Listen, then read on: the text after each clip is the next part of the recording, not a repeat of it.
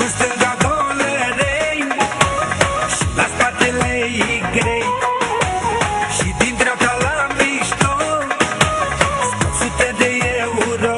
Așa erau Narcisa și Guță acum 6 ani. Manelistul o iubea atât de tare încât s-a hotărât să o ia de nevastă. Chiar dacă era gravidă în luna a 7-a, Narcisa a îmbrăcat rochia de mireasă. Hai azi mireasă, ziua bună!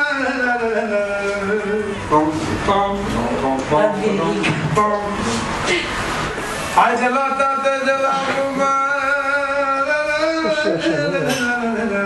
Nicolae Guță stătea doar lângă mireasa lui, o sorbea din priviri și îi făcea dedicații. La mireasa așa drăguță, trebuia să-i cânte guță.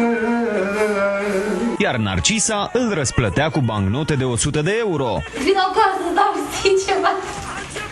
Măi, nene, ai fost șmecher cât ai fost, dar s-a întors totul pe dos.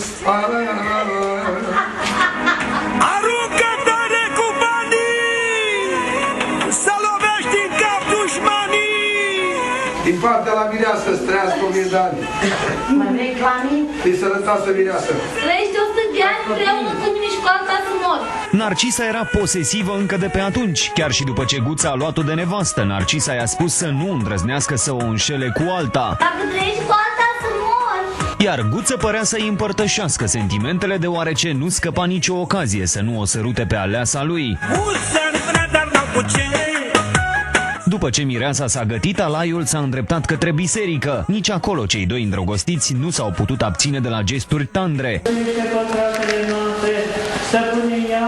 După slujbă, Guță și mireasa lui au petrecut în casa nașilor. Și din dreapta la